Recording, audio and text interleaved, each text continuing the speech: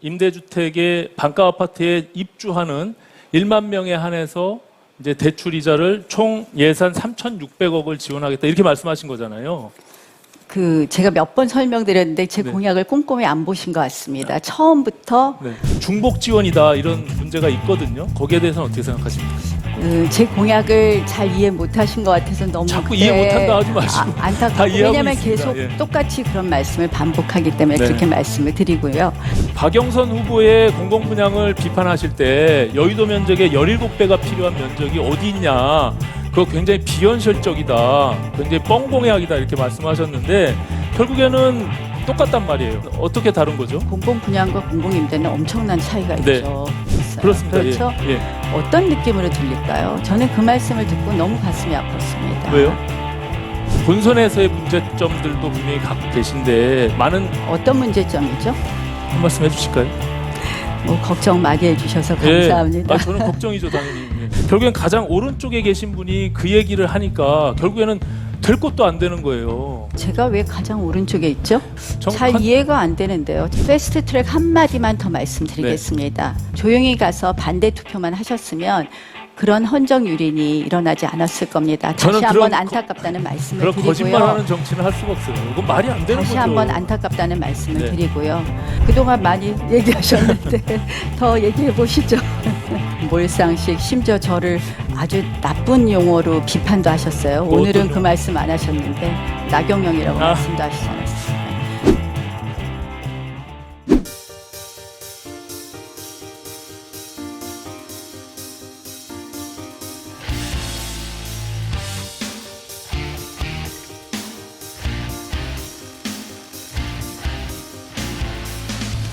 기호 1번 오신환 후보부터 이 비전에 대해서 말씀을 해주시는데요. 발언 시간 2분입니다. 제가 시간은 칼같이 끊겠습니다. 시작해 주시죠. 안녕하세요. 기호 1번 새로운 서울이 온다 게임 체인저 오신환입니다. 오늘은 먼저 이 자리에 오기까지 저를 성원해 주신 서울 시민 여러분, 또 당원 여러분께 진심으로 감사드립니다. 저는 오늘 서울의 미래에 대해서 이야기하려고 합니다. 지난해 주민등록상 대한민국 인구가 처음으로 2만 명 감소했습니다. 많은 전문가들이 2030년에 정점을 찍고 감소하리라고 예측한 것은 빗나가고 10년 앞당겨 현실이 되어버렸습니다. 문재인 정부의 부동산 정책, 또 일자리 정책, 그리고 저출산 정책의 실패가 낳은 대재앙입니다.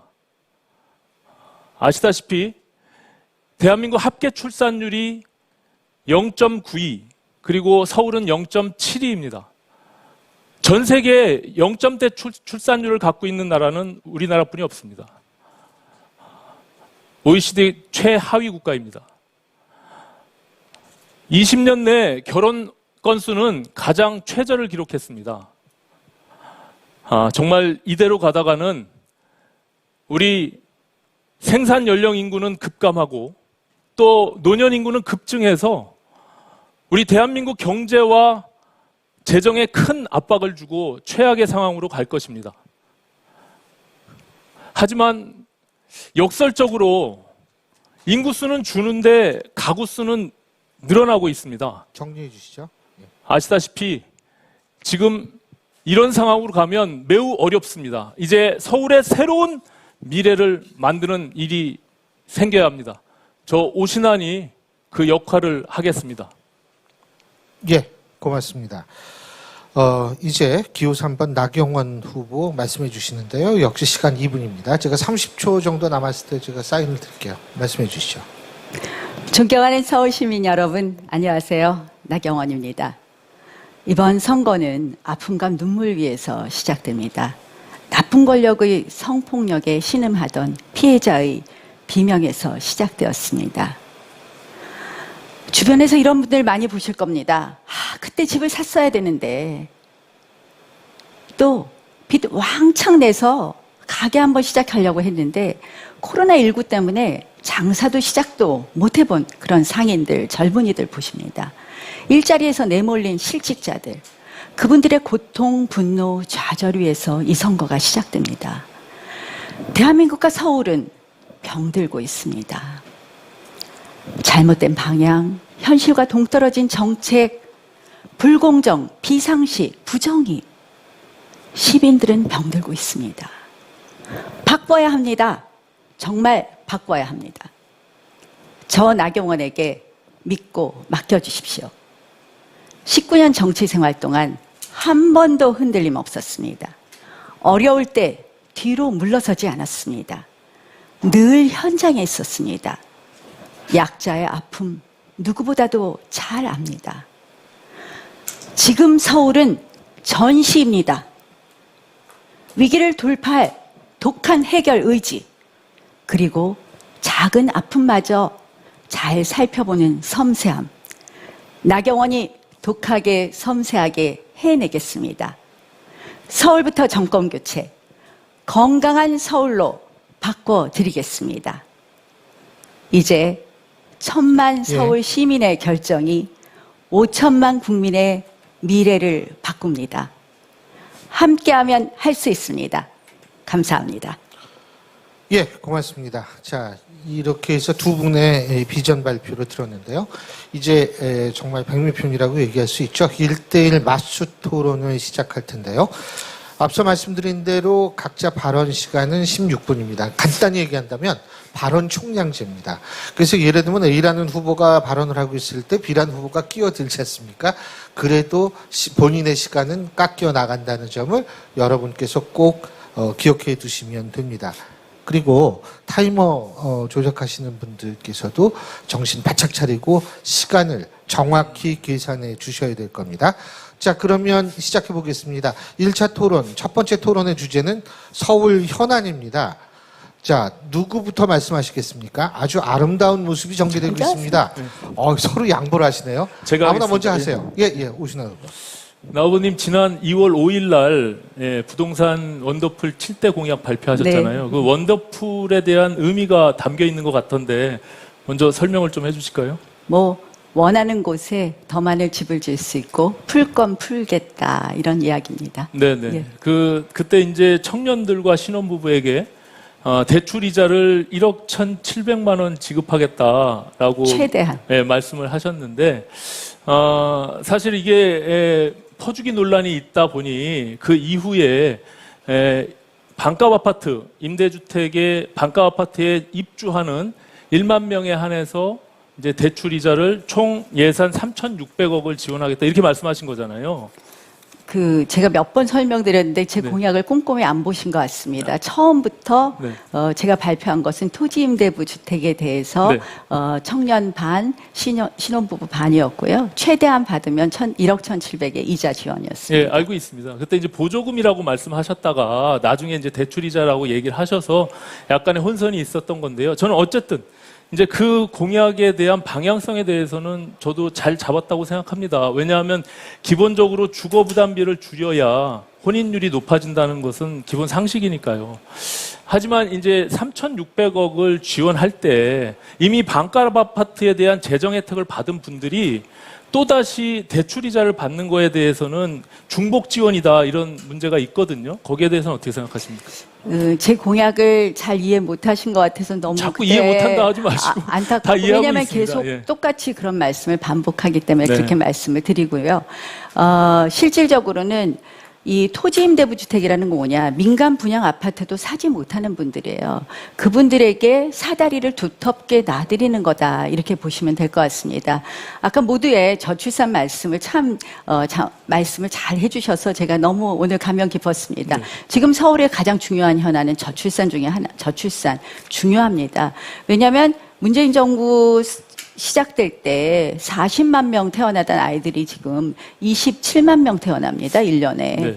정말 이 저출산 문제는 대한민국의 위기인데 사실은 그 저출산하는 비혼부부한테 물어보면 주거 안정 때문에 못한다가 여자든 남자든 두 번째 이유입니다.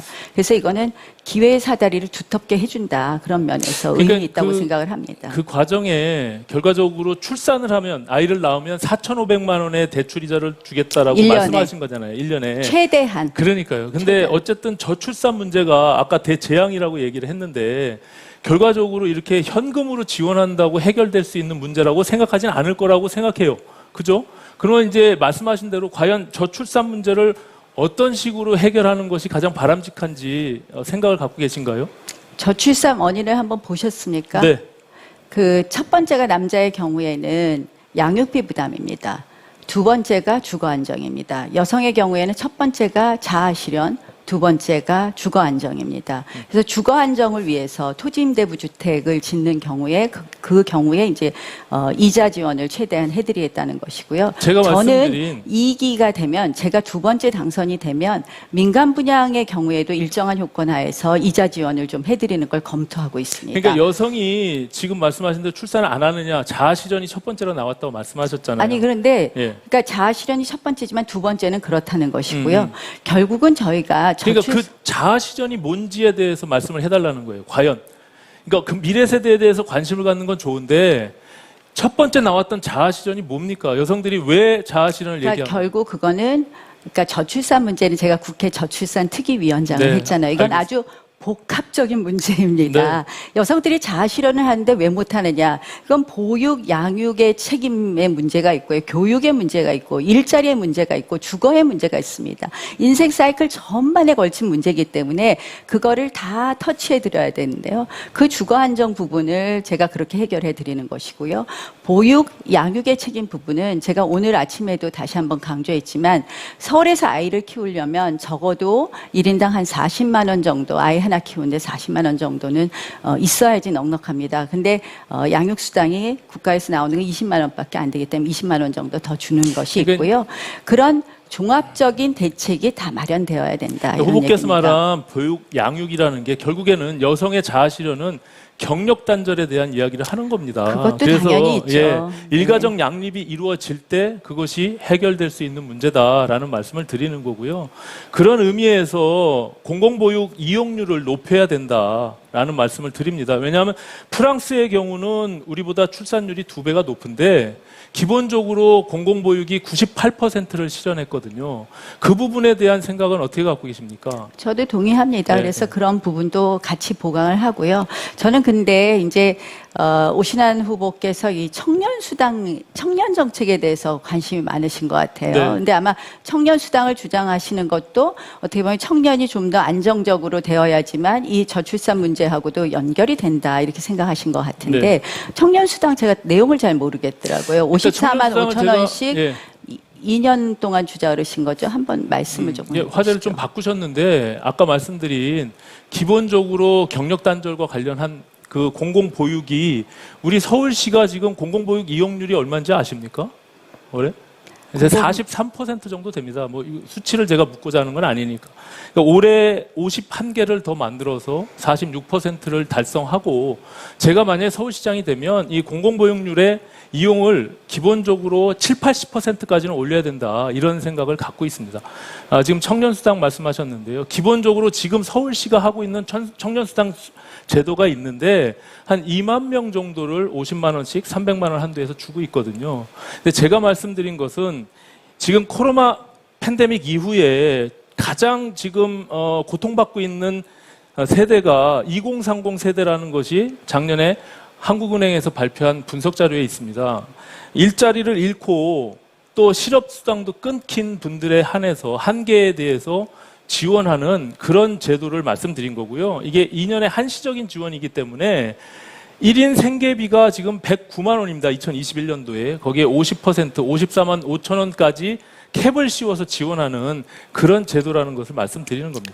근데 재원이 엄청난 재원이 드는 것으로 추산을 하신 것 같아요. 네. 3조가 넘는 재원인데 3조 그 5천억은 어떻게 2년치에 한정돼 있는 거고요. 재원 기본- 마련을 어떻게 하시려고 그러나요? 그러니까요. 지금 그 3조 5천억 원의 재원을 2년 동안 어떻게 마련하시겠냐는 말씀입니다. 숨트론 재원을 6조를 마련하신다고 했는데 그건 어떻게 마련하실 거예요? 제가 먼저 말씀드릴게요. 아니, 답을 그러니까 먼저 말씀하시죠. 1년에 한 1조 7천억 정도 되는 예산인데요. 그것은 우리가 2년의 한시적인 재원들을 제가 공약한 것이기 때문에 10년의 재정 계획들을 세워서 한 1년에 3,500억씩 그것을 줄여나가면 충분히 가능한 재원이다라고 말씀을 드리는 거고요.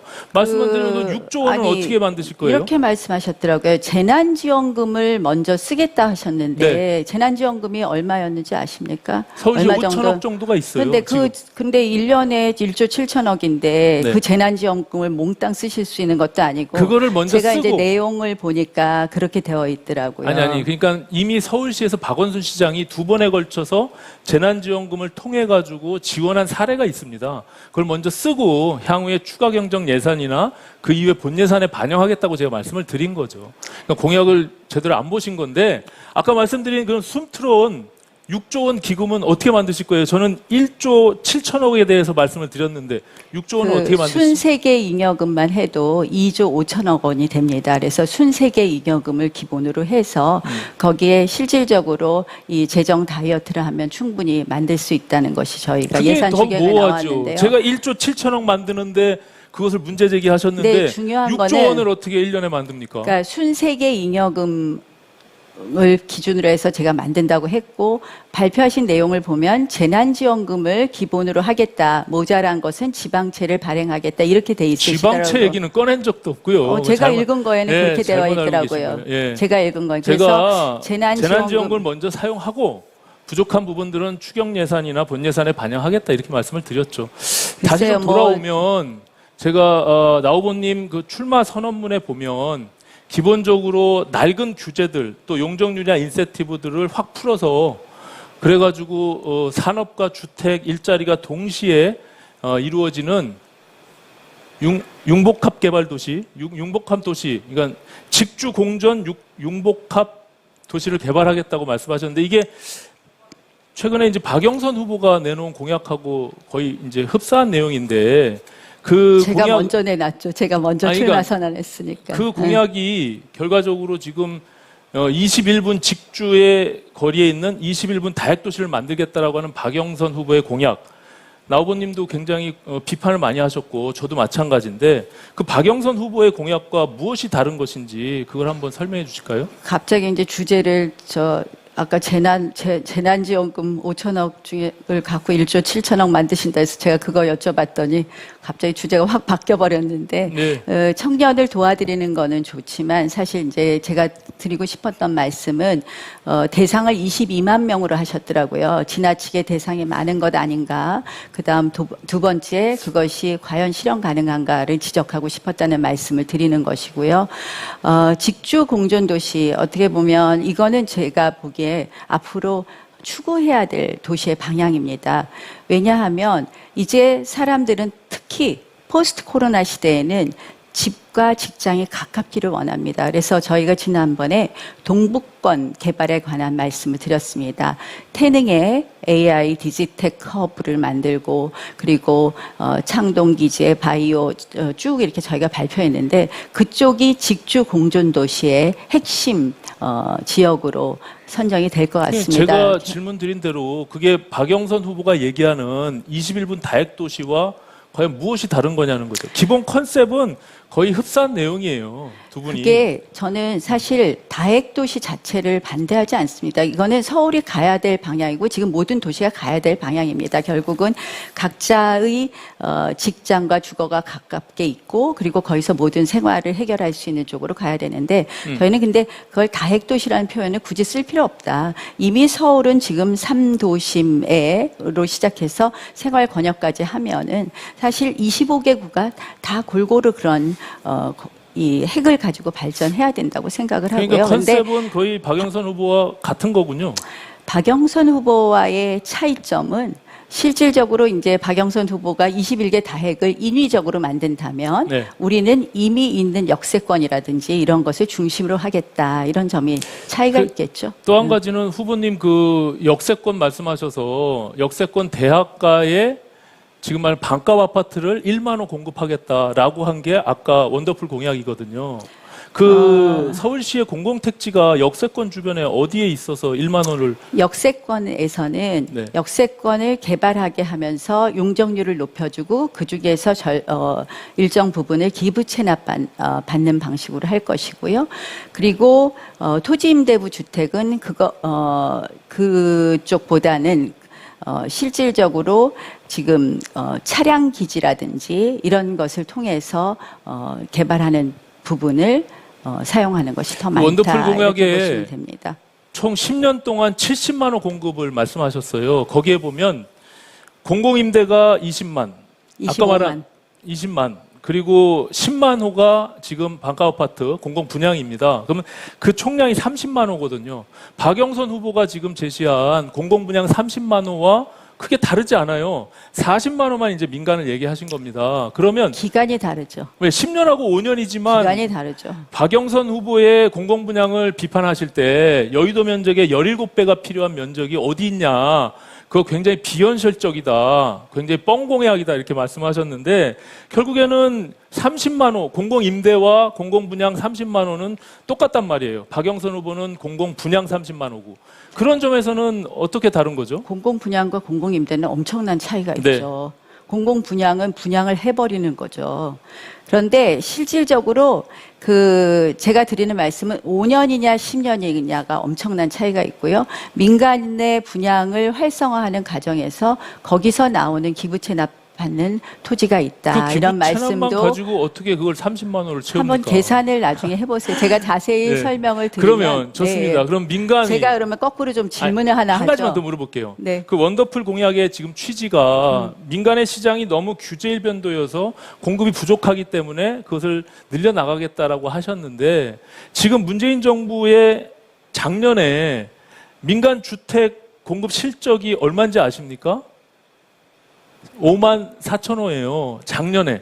그 전년도 19년도에는 6만 호, 그 18년도에는 6만 4천 호입니다. 그런데 어떻게 나경원 후보님은 10년 동안 40만 호라고 하면 1년에 4만 호인데 오히려 앞뒤가 거꾸로 됐잖아요. 공급을 민간주택 공급을 활성화하신다고 하면서 결과적으로 지금 문재인 정부보다 2만 호가 더 적은 민간주택을 공급하겠다고 하시니 그게 기초설계가 도대체 어떻게 된 것인지 그거에 대해서 한번 해명을 해주시죠. 지금 재개발, 재건축이 꽉 막혀서 서울에 지금 토지 공급이 그동안, 주택 공급이 안 되었던 건 잘 알고 계시죠? 물론이죠. 예. 네. 그래서 그걸 풀어드리면 그것이 활성화될 것이고요. 그것이 자연스럽게 일어나면 아니, 그 그래서- 정도 공급된다는 이야기입니다. 아니 그게요. 기본적으로 문재인 정부 박원순 10년 동안 총량이 75만 호예요. 예, 10년 동안. 그런데 어떻게 민간주택을 10년 동안 40만 호를 공급하겠다고 말씀을 하시니 모든 규제 풀어서 민간 활성화하고 재건축, 재개발을 활성화해서 공급량을 늘리겠다고 하셨는데 오히려 거꾸로 가잖아요. 지금 박원순 10년 동안 제가 보기에는 2분의 1로 공급을 하겠다는 겁니까? 제가 보기에는 서울의 주택 공급량에 대한 통계 수치가 조금 착오가 아니에요. 있으신 것 같습니다. 국토부에서 발표한 자료를 제가 보고서 말씀드립니다. 제가 지금 보면 네. 서울에 20년 이상 된 주택이 얼마나 되는지 아십니까? 네. 45%입니다. 네. 그리고 서울에 30년 이상 된 주택이 17%입니다. 지금 5년 이하로 된 그러니까 5년 이하의 신규 주택이 10%가 안 됩니다. 그래서 제가 그 통계 수치가 조금 맞다고 생각을 안 하고요. 한 번 더 확인해 주시고요. 아니요. 제가 태릉 부분을 좀 질문하겠습니다. 그 오신환 후보의 주택 공급에 보면 태릉에 주택을 공급하겠다 하셨습니다. 태릉 골프장에. 네. 그렇게 그린벨트를 훼손하는 거 맞다고 생각하십니까? 저는 이제 그게 제가 공약한 무주택 서민들이나 청년들의 주거 사다리를 만들겠다는 취지의 반반 아파트 공약이거든요. 그게 기본적으로 저는 지금 나 후보님 말씀하신 것처럼 너무 비현실적인 또 기초 설계가 잘못돼 있는 그런 숫자를 공약하는 것 자체가 저는 그건 무의미하다. 뭐 70만 호, 100만 호, 90만 호가 뭐가 중요하겠습니까? 그래서 기본적으로 민간 시장을 활성화시키고 하지만 서울시장이 해야 될 일은 지금 말씀드린 그런 계층들을 위해서 주거 사다리를 놓는 것이 시장이 해야 될 일이다라는 취지로 지난 정부 문재인 정부가 8.4 부동산 대책을 발표할 때 그때 공공택지에 대한 것을 찍어서 발표를 했거든요. 그 중에 하나가 태릉 골프장이기 때문에 저는 현실적인 부분들, 내가 1년 2개월 안에 할 수 있는 부분들을 공약해서 말씀드린 거예요. 근데 그럼 문재인 정부의 태릉 골프장 그에 대한 아파트 공급에 찬성하신다는 말씀이신가요? 기본적으로 그 정부가 그린벨트는 지켜야 되는 것 아닌가요? 저는 그리고 그 앞에는 태릉이라는 세계 문화유산이 있습니다. 네. 저는 그린은 굉장히 소중한 우리의 자원이다. 웬만하면 지켜야 되는 것이 맞다고 생각을 네, 하는데요. 저도 뭐 일부 동의하는데요. 그것 말고도 저희가 충분히 주택 공급이 가능한 곳이 있는데 또 민간의 재개발, 재건축을 풀어서 할 수 있게 해줄 수 있는데 이렇게 그린을 훼손하면서 무조건 집을 짓겠다. 그것에 대해서 동의하는 것은 전 바람직하지 않다고 봅니다. 지금 문재인 정부의 가장 큰 문제점은 실질적으로 그 모든 것을 일방적으로 풀어서 공공이 집을 짓겠다는 게 문제가 아닙니까? 물론이죠. 그런데 네. 그거를 따라 하시는 건 맞지 않지 않느냐. 따라하는 게 아니라요. 그 그런 당시에 말씀이고요. 민간 택지에 대한 것이 비현실적이다라고 해서 언론의 공격을 받았거든요. 거기에 있는 공공 택지가 말씀하신 대로 SH 마곡 부지, 그리고 상암에서 미매각 부지, 뭐 이런 아까 말한 태릉 골프장 이런 것들을 정부가 발표한 공공 택지를 모아서 제가 반반 아파트 3만 호를 시작하겠다라고 말씀을 드린 거고요. 기본적으로 아까 그 건설 통계는 인허가 수치를 국토부가 발표한 거예요. 그래서 그건 다시 재설계하지 않으시면 나중에 본선에 만약에 가시게 되면 또 공격받을 지점이 분명히 있다라는 말씀을 드리는 한번 거고요. 다시 한번 또 네, 검토를 좀 해주시고요. 네. 제가 우리 오신환 후보가 한테 한번 질문하겠습니다. 이번 선거가 왜 생겼죠? 박원순 전 시장의 성추행 의혹으로 시작됐죠. 예. 네, 그걸 위해서 어떤 공약을 내셨죠? 제가 가장 먼저 낸 공약이 그거잖아요. 예. 일단은 진상조사를 하겠다. 그리고 지금 소위 우리가 말하고 하는 피해자가 외국에서는 생존자라고 부릅니다. 그 피해 생존자의 원직 복귀를 통해서 오히려 가해자들이 당당하게 떳떳하게 지내고 있는 것들을 오히려 가해자 중심으로, 피해자 중심으로 만들겠다는 거고요. 평등 정책관, 감독관 제도를 둬서 저는 지금 젠더 특보가 결과적으로 같은 편들을 보호했기 때문에 문제가 발생한 건데 저는 상대 진영에 양성 평등 감독관을 두겠다라고 해서 제가 공약을 4호 공약으로 발표했어요, 이미. 그래서 진보 인사를 양성평등 감독관에 두겠다 네. 이런 표현을 쓰셨어요. 그렇습니다. 그렇죠? 예. 예. 어떤 느낌으로 들릴까요? 저는 그 말씀을 듣고 너무 가슴이 아팠습니다. 왜요? 아니, 진보는 마치 양성평등의 진보는 전유물, 진보의 전유물 이렇게 느껴지지 아니, 않을까요? 그거에 대한 팩트가 잘못된 게 저와 다른 진영 사람을 두겠다라는 의미예요. 그게. 근데 그걸 저는 꼭- 보수 정치인이니까 저와 다른 진보 진영에 있는 사람을 정책 평등관 감독관으로 두겠다고 하는 게 뭐가 잘못된 겁니까? 근데 왜냐하면 어떻게 박원순 느껴졌을까요? 시장은 끼리끼리 자기들끼리 같은 편끼리 해서 이렇게 문제가 된 거니까 거기에 대한 반대 진영의 인물을 추천하겠다 이런 취지예요. 그게 근데 뭐가 이제 이상? 느낌이 네. 진보 진영만 양성평등에 있어서 그동안 늘 진보 진영이 성평등 아니요, 이런 아니요. 부분에 대해서 제가 앞서서 말씀드렸잖아요. 얘기했는데 네. 사실은 위선으로 드러났잖아요. 그러니까 제가 위선으로 말씀드리는 것은 드러났는데. 거기에 제가 신지혜라고 하는 신지혜 대표까지 실명을 거론하면서 허락한다면 제가 추천하겠다라고 말씀드린 거예요. 그 취지가 저와 다른 진영에 있는 사람으로 인해서 시장도 개입 못하고 시장의 측근들도 개입할 수 없도록 만들겠다는 그런 제도와 시스템을 말씀드린 거지 제가 진보 진영만이 양성평등을 할 수 있다라고 말씀드린 건 아니에요. 그 취지를 잘못 이해하셨고요. 그렇다면 다행입니다만 네, 네. 이렇게 우리가 이렇게 언론에 받아들이기에는 마치 진보는 성평등에 앞장서고 있다 이런 느낌으로 들리는 아니에요. 부분이 잘못 있었습니다. 읽으신 거예요. 공약 전체를. 예. 제가 이제 경쟁력과 리더십 관련해서 한마디 좀 여쭙겠습니다. 지금 현재 나경원 후보님이 단일화 경쟁에서는 지금 안철수 후보보다 지금 뒤지고 있잖아요. 그리고 본선에서의 문제점들도 분명히 갖고 계신데 많은 어떤 문제점이죠? 그러니까 지금 현재 뒤지고 있는 부분들에 대해서 그것을 극복하기 위해서는 어떤 노력들이 필요하다고 생각하시는지 한 말씀 해주실까요? 뭐 걱정 많이 해주셔서 예. 감사합니다. 저는 걱정이죠, 당연히. 예. 뭐 사실은 지금은 우리 후보들 중에서 안철수 후보보다 잘 나오는 사람들이 아무도 없죠. 근데 국민의힘 후보로 결정되는 순간 저는 엄청난 경쟁력을 가질 수 있다고 생각을 합니다. 그래서 뭐 크게 걱정하지 않고요. 지금 사실 안철수 후보와 금태섭 후보가 이제 억지로 이번에 한번 토론을 잡은 것 같아요. 사실은 우리가 지금같이 비대면 선거에서는 우리의 비전, 뭐 이런 정책, 이런 것을 공유해야 되는데 이런 부분에 굉장히 꺼려하고 있다는 것이 좀 안타깝더라고요. 그래서 그런 비전과 정책으로 경쟁한다면 저는 충분히 경쟁력이 있다 이렇게 생각을 하고요.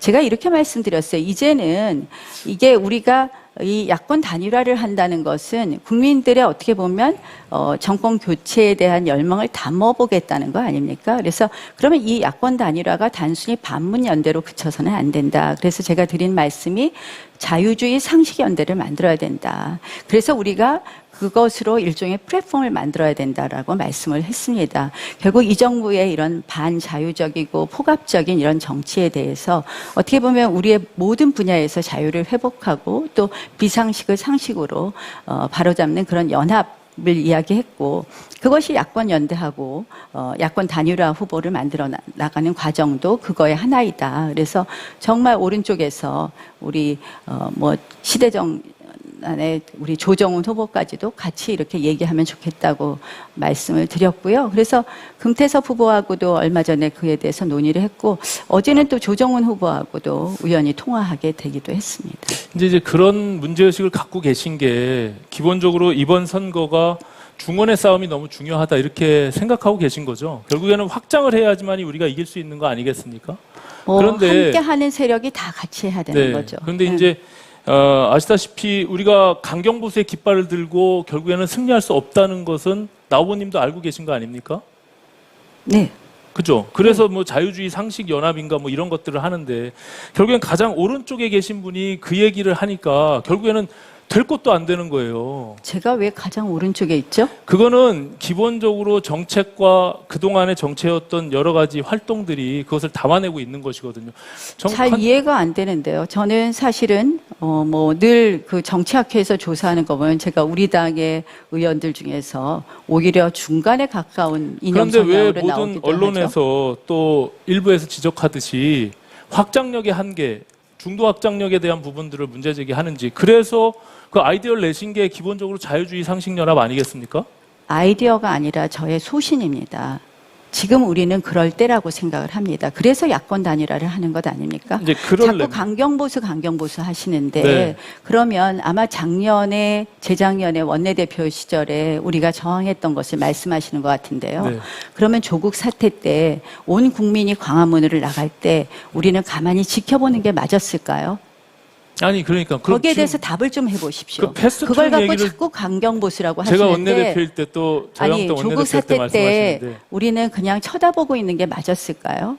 저는 국민의 흐름에 우리가 같이 했다고 생각을 합니다. 국민과 그럼 함께 당연하죠. 광화문에 예. 갔습니다. 예, 조국 사태 그것이 분노하고 그게 그건 맞습니까? 안 맞습니까? 한번 답해 보시죠. 제가 맞다고 하잖아요. 저도 그때- 광화문에 갔었고. 네, 예. 그리고 지금 말씀드린 패스트트랙에 대해서 제가 말씀드리는 거는 그냥 무조건적인 반대만을 위한 반대가 낳은 결과가 도대체 뭐냐.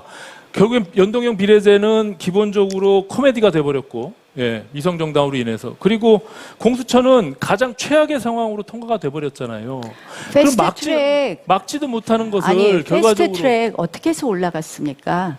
오신환 후보님 분명히 기억하실 겁니다. 네, 예. 그때 어떻게 됐습니까?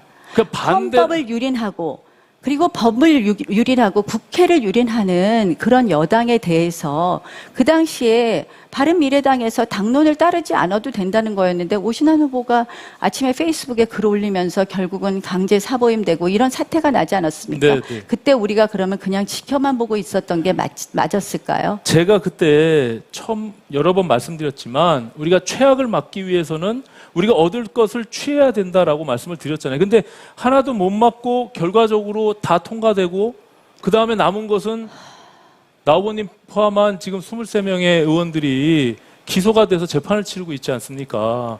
그래서 저는 이런 위기의 서울시의 상황에서 과연 이렇게 갈등과 충돌을 유발하는 그런 리더십이 맞는 것이냐. 필요에 의해서는 지금 서울시 의회가 109명 중에 101명이 민주당의 의원들이에요. 국회는 180석을 지금 민주당이 장악하고 있잖아요. 그럼 무조건 반대하고 강경하게 나간다고 해서 문제 해결할 수 있는 것은 아니다. 이런 말씀을 드리는 겁니다. 지금 말씀하신 6조 원의 기금이나 예산들 또 공시지가 같은 경우 70% 낮추겠다, 자. 재산세 50% 낮추겠다 이런 부분들을 의회를 통과해야 되잖아요. 그러면 그건 어떻게 통과시킬 겁니까? 패스트트랙 한마디만 더 말씀드리겠습니다. 오신환 후보가 그날 아침에 글만 올리시지 않고 조용히 강제 당론이 아니었으니까 조용히 가서 반대 투표만 하셨으면 그런 헌정 유린이 일어나지 않았을 겁니다. 다시 저는 한번 그런 안타깝다는 말씀을 그런 드리고요. 거짓말하는 정치는 할 수가 없어요. 그건 말이 안 되는 다시 거죠. 한번 안타깝다는 말씀을 네. 드리고요. 정말 그래서 이런 사단이 일어나고 국회가 이렇게 정말 무력화되는 사단이 일어났습니다.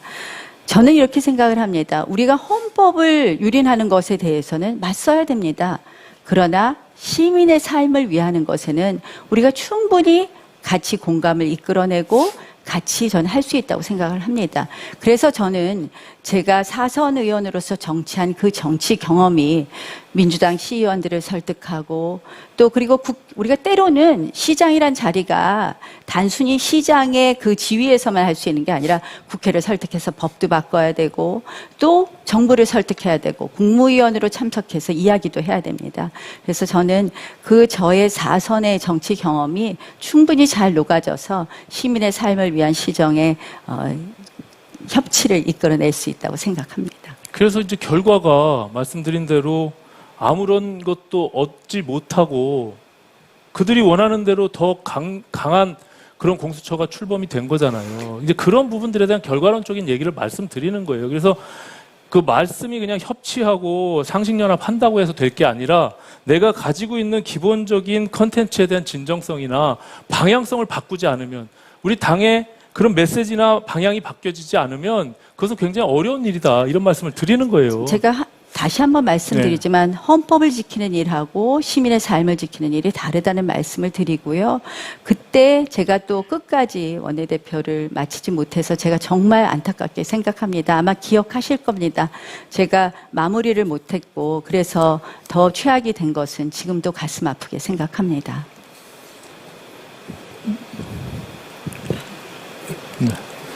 예. 그동안 많이 얘기하셨는데 더 얘기해 보시죠. 다 쓰셨어요? 아니에요. 24초 39초 남으셨습니다. 네. 자, 오 의원님 하실 아무 얘기나 하세요. 네.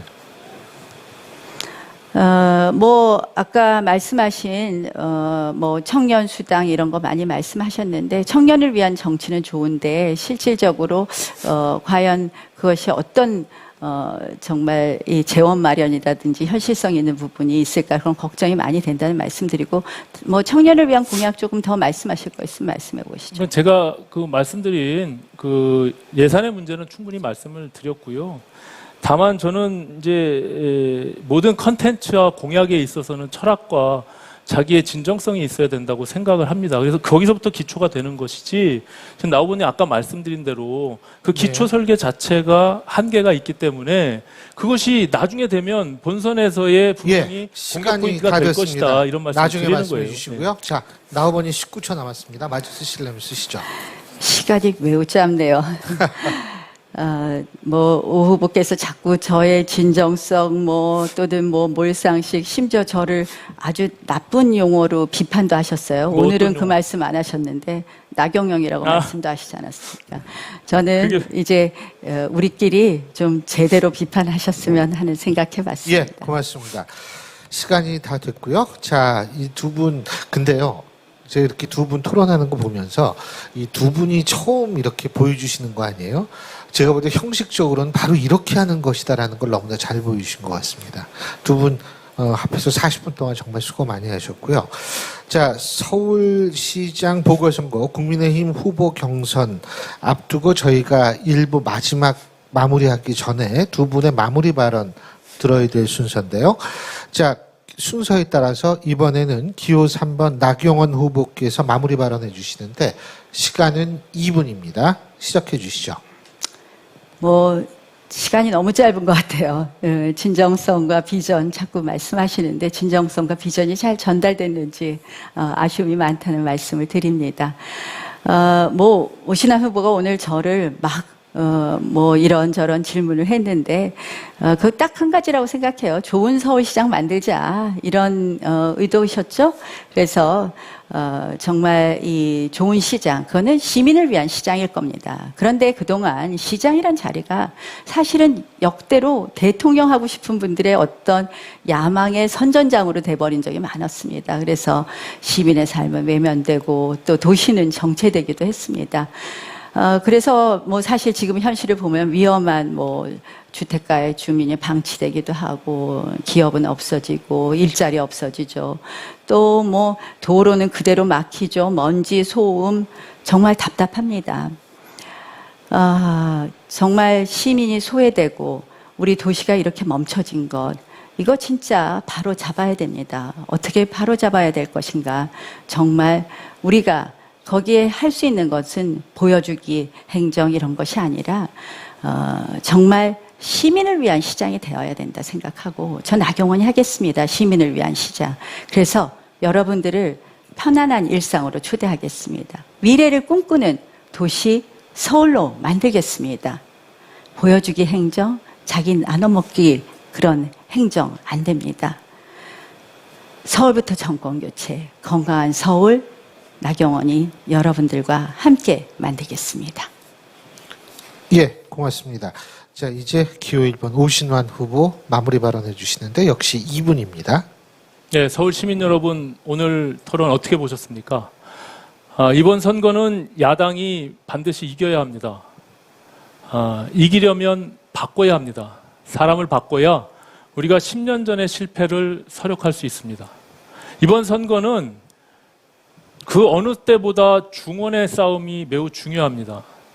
시민들의 아픔을 이해하고 청년들과 같이 호흡할 수 있는 그런 젊은 후보가 나서야 합니다.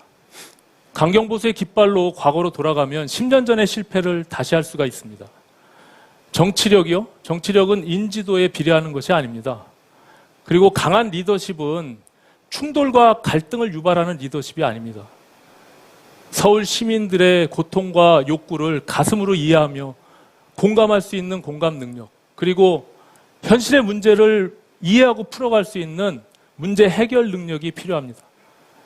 저 게임 체인저 오신환에게 기회를 주십시오. 변화와 혁신을 통해 반드시 승리하겠습니다.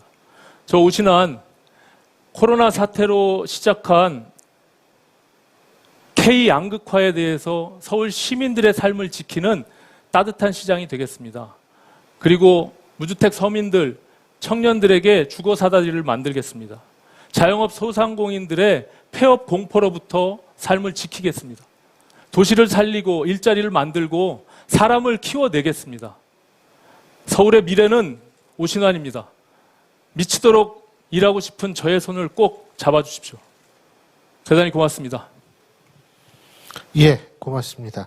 마무리 발언은 두 분께서 시간을 한 20초씩 들 써주셔가지고 진행하는 입장에서부터 굉장히 좀 고맙거든요. 어쨌든 두 분 40분 동안 말씀하시느라고